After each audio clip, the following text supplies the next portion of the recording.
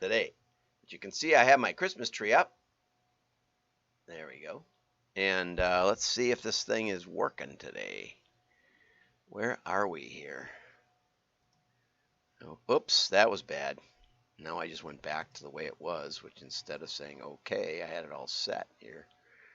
Okay, let's go back down to 40. And that's good enough. Apply, okay. Okay, now we got to figure out whether this is working. Okay, sorry for this. As usual, it's always an adventure. It says offline, so that's not good.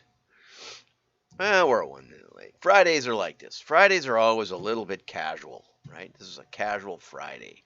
So we got to cut us some slack here, right? Well, you don't have to, but you can if you want. And here we go. Happy Friday. Is it working? You don't have to, but yeah, it's working. Of course it's working. 5, 4, 3, 2, 1. I'm John Miglash, and I'm talking about the WDMA and the International Society for Strategic Marketing. I got my Christmas tree going, and let's check out the news. Okay. Oops, where'd that go? I don't know what that's about. I don't even know where that came from. Okay, the ad of the day, according to the drum, is Snow Globe Romance by Air Canada, and it starts off with a Canada Air pilot. Let's see if we can get this to work. It probably won't. Let's see. Bonk. Nope. Of course not. You don't understand how hard this is, but that doesn't matter, right? Okay, here we go. Snow Globe. It starts off with an Air Canada pilot giving his son a little snow globe. And I will narrate it for you because I have it playing at almost double speed because, oh, there's Mom as the pilot. And she gives him the snow globe, and he puts it next to another tropical snow globe. How do you have a tropical snow globe? A plot hole, a definite plot hole there.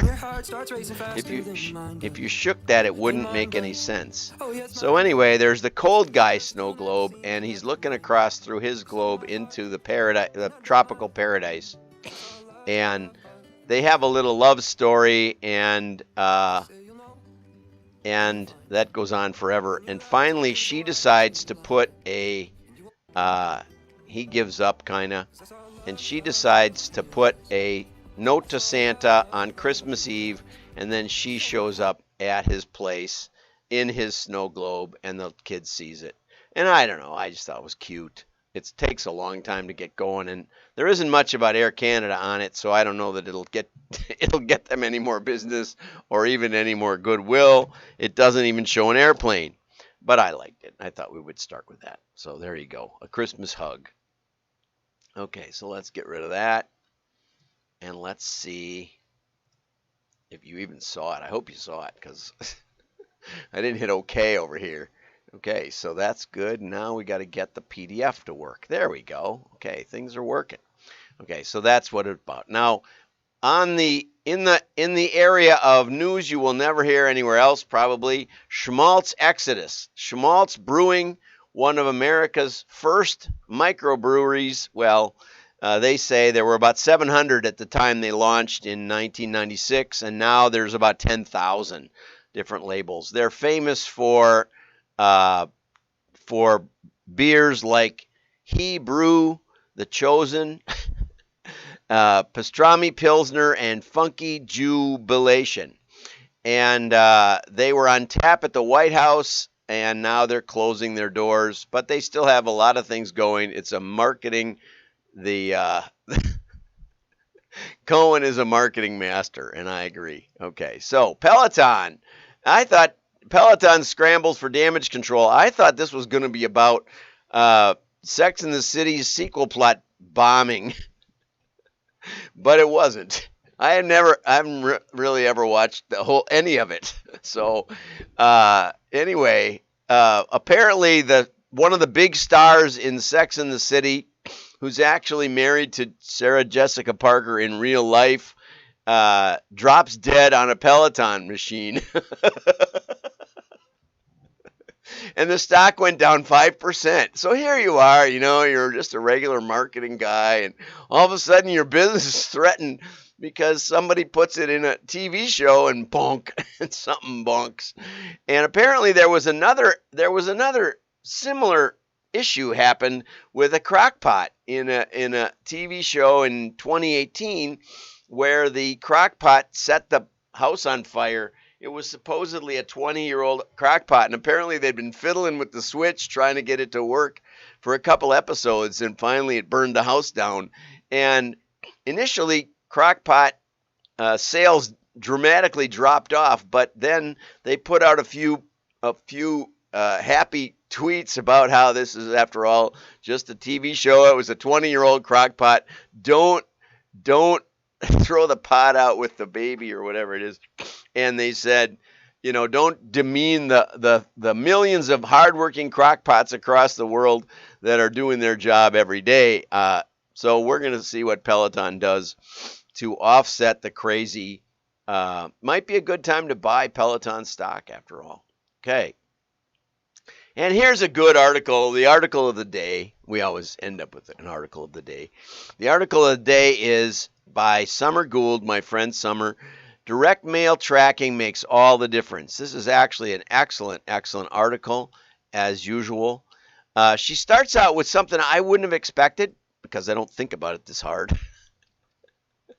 There are two kinds of tracking. The first is tracking your mail delivery, and the second is tracking your results. Now, back in the day when I was, worrying about the delivery of my mail, there was a U.S. Monitor, and it used to offer, you'd put fake names basically into your mailing, and it would have some somewhat weird address on it that was trackable specifically to your drop. You'd tell them when you were going to drop. You'd show them the piece you were going to drop, and you could actually put those mail tracking addresses into your mailing list so that when you rented your list, you could ensure that someone who was using your list was not using it either by sending something you hadn't approved or by using it more often than they had paid for.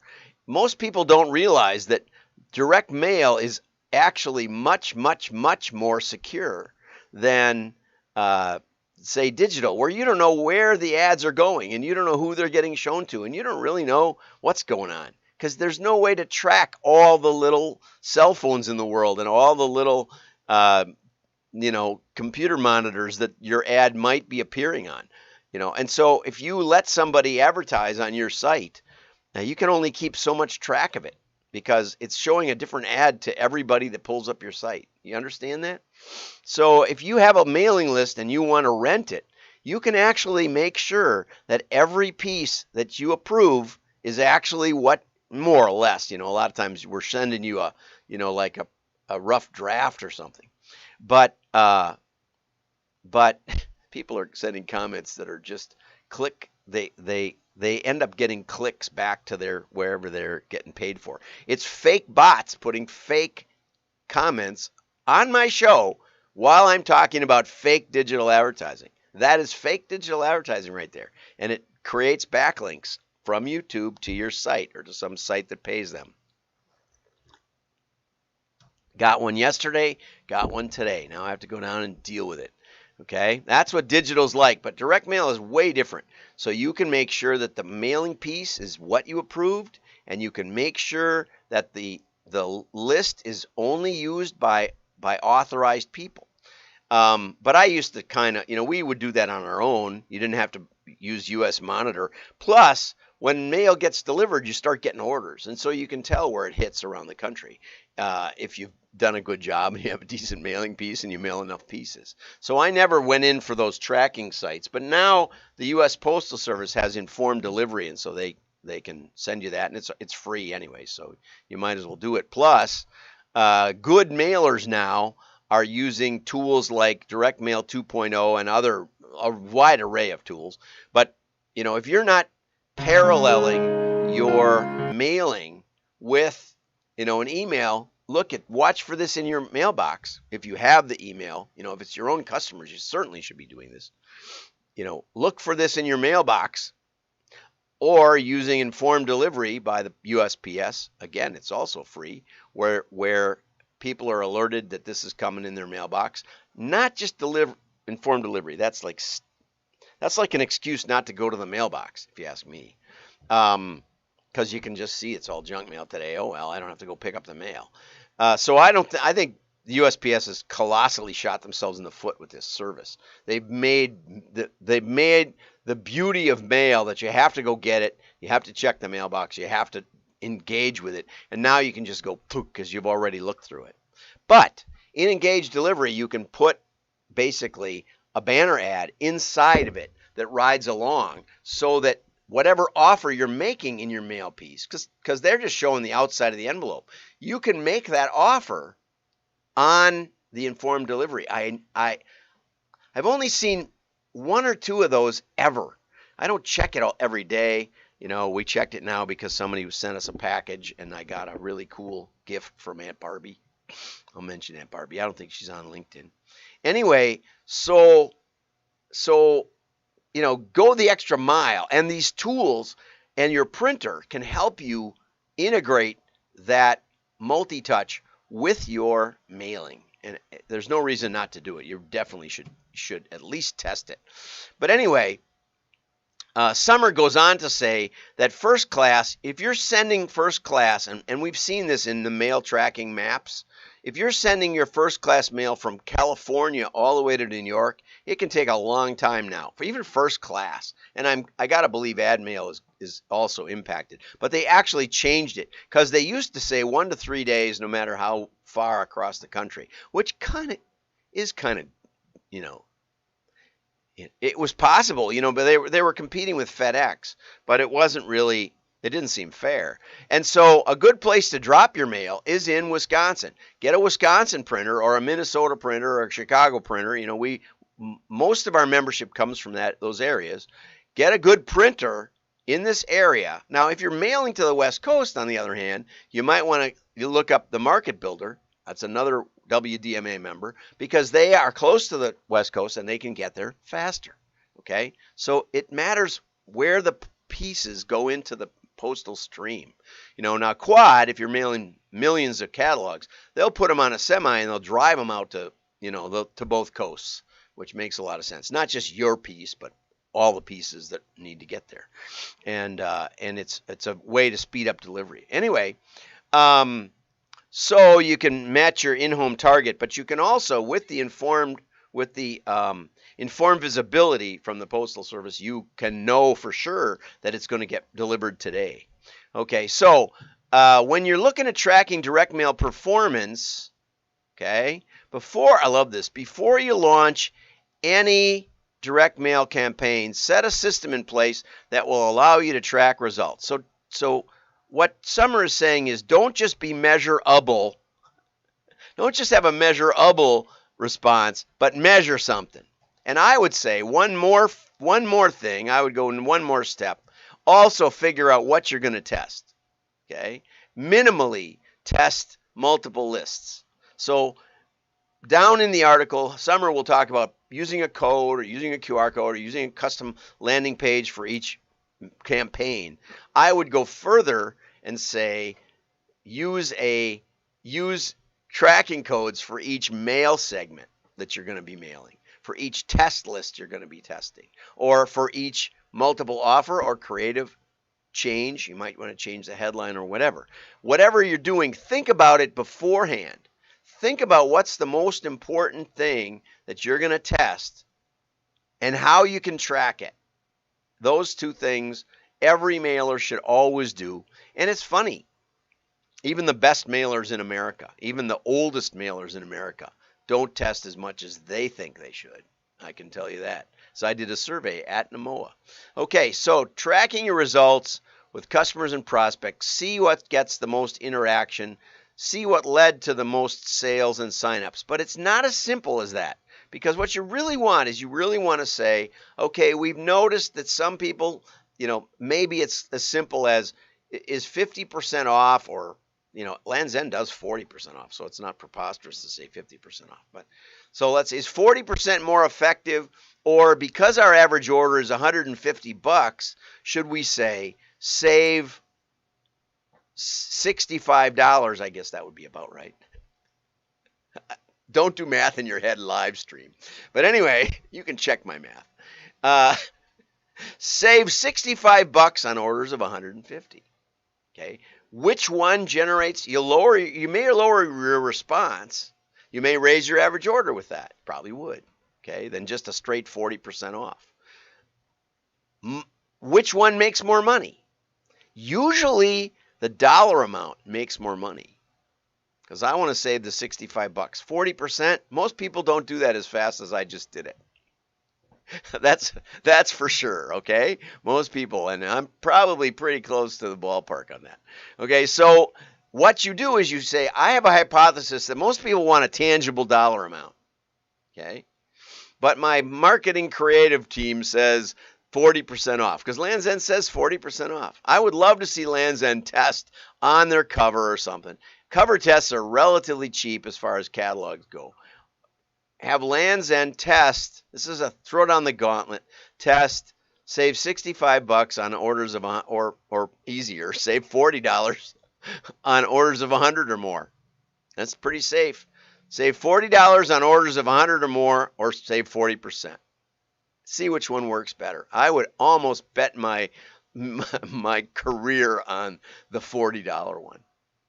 So your hypothesis, your observation is, I read this book, it's an old book that said dollar amounts, or I heard John on there. So my observation is I heard John say that this might work. Okay, so my hypothesis is that the dollar amount will work. Now you set up the test with not only a tracking code for each segment, which we talked about yesterday, or each rented list, but you split those segments and you split the rented lists into two groups. One has a cover that says 40% off, like I just got in the mail from Land's End a couple days ago. And the other one says $40. If you don't do a reverse type, if you do a straight up, make it a box of like a red box with some Christmas ornaments or something in it, and then black plate right there, you can test it on a 5th color press for nothing almost. Okay, got it? Now you know all the details. And I only share these things because this is the way real direct marketers think. Okay? Real direct marketers think. And then because you've already thought through the observation, why you're testing it, the hypothesis that the $40 will win. If it doesn't win, then we have to think it more through. Okay? You don't just say, oh, gee whiz, this cover did better than that cover that we mailed last year. That doesn't tell you anything. Economic thing has changed. Competitors have changed. Supply chain has changed. Everything has changed from last year. That's not how you do it. You got to do head to head.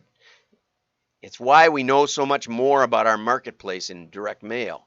These are the big advantages of mail. Beyond the tangibility, beyond that it gets delivered, all those things are nice. But the things that really make you money are what you can learn and how you can learn with much, much, much more certainty. And then you can do machine learning on top of it so you can test 500 variables at a time. Think about that. So Summers talks about QR codes and a landing page for each scan. I'm not exactly sure what that means, but I know that there are trackable QR codes so that your printer can probably set up a tracking system for QR codes where the QR codes loop through the printer, and the printer may, like the market builder will do this, the printer can set up the landing pages so that we instantly know who responded, and we can even fill in their response device, put in their name, address, etc. And so we can populate that, and we can retarget that if they don't complete the sale, all instantly without having to do back-end matching, IP matching, all the kind of dumb stuff that people do when they're just buying clicks. Okay? The QR code can carry the heavy lifting. Now, it's not trivial because, like, for a 1,000,000-piece mailing, we were going to do a 50-sheet co-op, and each household for each offer got a unique QR code. So for a million piece mailing, it was 50 million QR codes. All of them with meaning. It wasn't just for the sake of it. This is the level of tracking you can do in mail. And there's some huge benefits to this. If you're not doing anything like this, you may want to give us a call. Because I work with a lot of printers. I work with a lot of people that have different capabilities, and some of them are cutting edge, patentable. Okay?